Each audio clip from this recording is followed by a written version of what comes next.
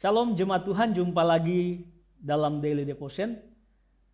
Sebelum kita merenungkan kebenaran firman Tuhan, sama-sama kita tundukkan kepala, kita berdoa. Kami datang di hadapan hadirat-Mu Bapa di surga, bersyukur untuk hari ini kami bisa lagi ada dalam Daily Devotion, di mana kami akan sama-sama merenungkan kebenaran firman Allah yang menjadi dasar atau landasan dalam kehidupan kami. Pimpin dan urapi agar supaya kebenaran firman Tuhan yang kami dengar pada hari ini akan memberikan motivasi, memberikan dorongan dan semangat untuk kami semakin sungguh-sungguh berjalan dalam kehendak Tuhan. Karena ternyata ketika kami berjalan dalam kehendak Allah, berjalan sesuai dengan firman Allah, maka di sana kami banyak melihat hal-hal yang baik terjadi dalam kehidupan kami. Bapa di surga, kami siapkan hati kami, pikiran kami, fokus dan konsentrasi kami hanya untuk menikmati renungan kebenaran firman Allah yang memerdekakan kami. Dalam nama Tuhan Yesus Kristus, kami berdoa, bersyukur, dan kami siap menikmati kebenaran firman Tuhan. Haleluya, amin. Baik Bapak Ibu Saudara yang terkasih dalam Yesus Kristus Tuhan kita, renungan kita kali ini saya beri judul Bait Allah. Firman Tuhan di dalam Matius pasal yang 21 ayat yang ke-12 sampai ayat yang ke-13 dengan judul Yesus menyucikan Bait Allah. Lalu Yesus masuk ke Bait Allah dan mengusir semua orang yang berjual beli di halaman Bait Allah. Ia membalikan meja-meja penukar uang dan bangku-bangku pedagang merpati, dan berkata kepada mereka, ada tertulis, rumahku akan disebut rumah doa, tetapi kamu menjadikannya sarang penyamun. Bapak Ibu Saudara yang terkasih, ini ayat yang sangat seru. Kenapa saya katakan ini ayat yang sangat seru? Karena Yesus marah. Apa yang terjadi Bapak Ibu? Apa yang membuat Yesus begitu marah? Saya mengamati dan saya menyimpulkan satu poin saja yang membuat Yesus marah, atau satu garis besar yang membuat Yesus marah. Kenapa Yesus marah? Karena fungsi utama dari Bait Allah itu ternyata dialihfungsikan atau disalahgunakan dari tempat ibadah, tempat orang bersekutu dengan Bapa, tempat orang memuji-muji Tuhan, tempat orang menaikkan doa dan permohonan, ternyata beralih fungsi menjadi tempat transaksi. Nah, Bapak Ibu Saudara yang terkasih, sekilas saya memberikan gambaran perihal tata cara ibadah pada waktu itu. Sebagaimana kita ketahui bahwa zaman dulu orang beribadah kepada Tuhan, persembahannya bukan seperti sekarang ini kita memberikan persembahan dalam bentuk mata uang. Tetapi zaman dulu, pada waktu itu kalau orang datang beribadah kepada Tuhan, maka dia akan membawa korban persembahan berupa binatang. Jadi Bapak Ibu Saudara yang terkasih, di sekitar tempat beribadah di pelataran Bait Allah itu pasti akan ada orang-orang yang menjual binatang untuk persembahan. Sehingga kalau seseorang tidak punya binatang yang dia persiapkan dari rumah, maka dia akan menemui para penjual di sekitar Bait Allah itu, dan kemudian akan terjadi transaksi jual beli, sehingga jemaat ini akan masuk ke dalam Bait Allah dan menyerahkan persembahan kepada imam-imam yang ada pada waktu itu, yang kemudian akan mengelola atau akan mengolah persembahan itu untuk dipersembahkan kepada Tuhan. Ya, itulah sepintas tentang tata cara pada waktu itu dalam hal beribadah kepada Tuhan. Tetapi Bapak Ibu Saudara yang terkasih, mata Tuhan, hati Tuhan tidak pernah bisa dibohongi. Dia melihat dengan jelas bahwa pada waktu itu sudah terjadi penyelewengan. Pada waktu itu sudah terjadi hal-hal di luar dari sebagaimana mestinya. Kita semua percaya bahwa tidak ada yang bisa ditutup-tutupi di hadirat Tuhan. Dia tahu apa yang sedang terjadi dalam kehidupan kita walaupun kita tidak mengungkapkannya. Demikian juga yang terjadi pada waktu itu, sehingga menimbulkan reaksi yang begitu keras dari Yesus. Nah, Bapak Ibu Saudara yang terkasih, itu yang terjadi pada gedung Bait Allah. Ya, kenapa saya katakan gedung? Karena memang dalam pembahasan kita, dalam bacaan kita, Bait Allah yang dimaksud di sini adalah sebuah gedung. Tetapi kali ini saya ingin mengajak kita untuk melihat sebuah kebenaran firman Tuhan dalam 1 Korintus pasal yang ketiga ayat yang ke-16. Saya akan bacakan bagi kita semua. Tidak tahukah kamu bahwa kamu adalah bait Allah dan bahwa roh Allah diam di dalam kamu? Ternyata Bapak Ibu Saudara yang terkasih, Alkitab bilang saya dan saudara juga adalah bait Allah. Jadi di samping gedung, tetapi Alkitab juga memberitahukan kepada kita bahwa saya dan saudara, tubuh kita, kehidupan kita ini adalah bait Allah. Nah, Bapak Ibu Saudara yang terkasih, ada sesuatu yang perlu kita perhatikan. Mengaca atau mengacu kepada apa yang kita sudah baca tadi. Bagaimana Yesus marah ketika dia melihat bait Allah tidak berfungsi sebagaimana mestinya. Ini adalah sebuah warning bagi kita untuk menjaga kehidupan kita, untuk menjaga pribadi kita, agar kita memiliki fungsi sebagaimana bait Allah seharusnya menurut ukuran Tuhan. Saya mengajak kita semua untuk lihat poin-poin penting yang menjadi hakikat atau substansi dari sebuah bait Allah. Kita lihat yang pertama dalam ayat yang ke-13.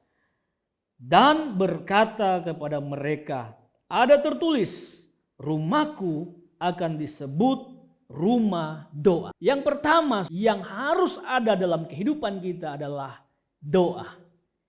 Sekali lagi firman Tuhan bilang begini, ada tertulis, rumahku akan disebut rumah doa.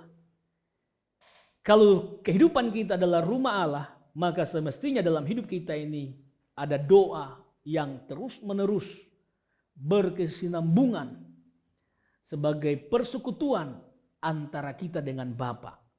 Nah, Bapak Ibu Saudara yang terkasih, mari kita mulai perhatikan hal ini.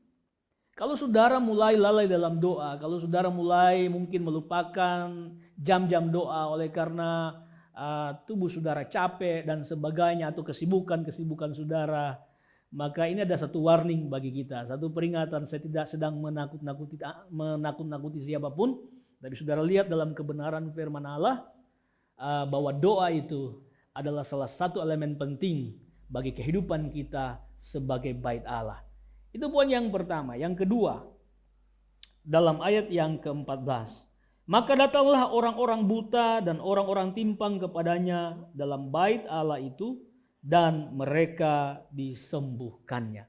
Bapak Ibu Saudara lihat bahwa dalam sebuah bait Allah yang berfungsi sebagaimana mestinya, maka di sana pasti akan terjadi mujizat.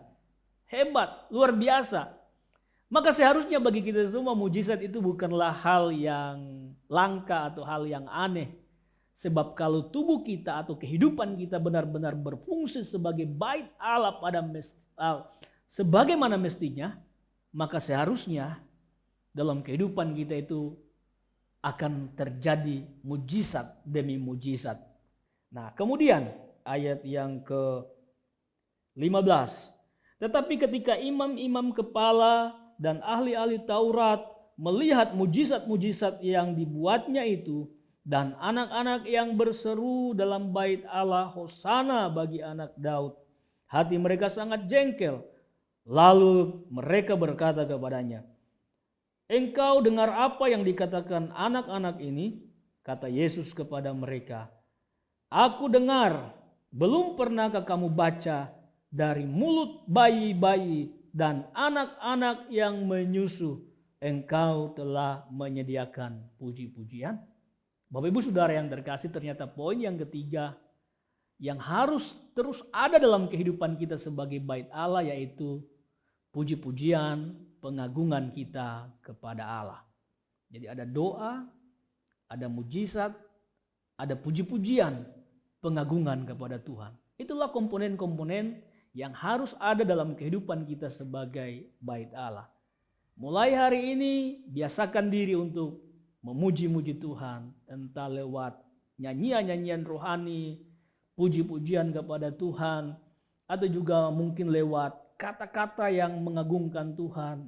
Yesus engkau dahsyat, Yesus engkau baik, Yesus engkau yang melihara hidupku, Yesus engkaulah Allah yang layak disembah, kira-kira seperti itu. Dan kemudian Bapak Ibu Saudara, kalau Anda ke gereja, mulailah mengeluarkan suara. Biasakan memuji Tuhan. Kalau yang lain semangat, Anda juga semangat. Bahkan kita tunjukkan lebih semangat dari mereka. Kalau perlu kita bertepuk tangan, bersorak-sorak, mengekspresikan sesuatu. Karena yang kita lakukan itu bukan semata-mata sebuah kebiasaan. Tapi itu bertujuan untuk memuji Tuhan. Jadi Bapak Ibu jangan malu kalau di gereja atau dimanapun ketika kita beribadah. Mari puji Tuhan dengan semangat. Saudara lihat, yang harus ada dalam bait Allah adalah puji-pujian. Jadi Bapak Ibu Saudara yang terkasih, mari mulai kita jaga kehidupan kita sebagai bait Allah yang sejati. Jangan lagi ada motivasi-motivasi yang keliru sehingga tidak mendatangkan kemarahan Yesus. Seperti yang dikatakan dalam firman Tuhan, sampai akhirnya dia menunggang balikan segala sesuatu yang ada di dalam halaman bait Allah oleh karena transaksi, oleh karena motivasi, oleh karena hal-hal yang tidak berkenan. Biarlah hidup kita pun akan dilandaskan kepada kebenaran. Nah Bapak Ibu Saudara yang terkasih, inilah renungan kita pada hari ini. Saya dan saudara adalah bait Allah yang sejati. Jangan lupa dalam bait Allah itu harus ada doa yang membuat hidup kita berjalan terus kepada kebenaran. Sehingga dari doa-doa itu akan hadir mujizat. Dan dari mujizat-mujizat yang semakin banyak kita rasakan, kita nikmati dalam kehidupan ini, akan membuat kita semakin bersuka cita sehingga akan muncul pujian, puji-pujian yang seharusnya itu menjadi persembahan yang kudus untuk memuliakan Tuhan. Tuhan Yesus memberkati kita semua. Selamat beraktivitas. Doa saya kita semua diberkati. Sampai jumpa kepada renungan firman Tuhan dalam Daily Devotion berikutnya. Tuhan Yesus memberkati. Mari kita tundukkan kepala. Kita berdoa bersyukur atas renungan kebenaran firman Allah. Kami berterima kasih Bapa di surga karena firman Tuhan kali ini mengingatkan bahwa kami adalah bait Allah yang sejati. Dan di dalam bait Allah itu kami diharuskan untuk menjaga doa-doa kami. Sehingga membuat kami terus berjalan dalam kebenaran. Dan di dalam doa dan hidup dalam kebenaran itu kami akan melihat mujizat demi mujizat akan terus terjadi. Dan semakin banyak kami menikmati mujizat, semakin sering kami melihat kedahsyatan Tuhan, itu akan menggugah rasa syukur kami. Sehingga kami akan terus memuji, memuliakan nama Tuhan. Menjadi doa kami semua baik hamba-Mu dan seluruh umat-Mu yang menikmati tayangan ini. Biar kami semua mampu menjadikan hidup kami menjadi bait Allah yang sejati. Biarlah kuasa Roh-Mu yang kudus yang berdiam dalam kehidupan kami akan mengerjakan hal-hal yang dahsyat dan luar biasa. Sehingga kami akan terus mengagungkan, kami akan terus memuliakan Tuhan. Karena betapa dahsyatnya Tuhan atas kehidupan kami. Terima kasih atas firman-Mu. Biarlah berkat-Mu mengalir tercurah dalam kehidupan kami umat-Mu. Di dalam nama Tuhan Yesus Kristus kami bersyukur dan berdoa. Haleluya. Amin.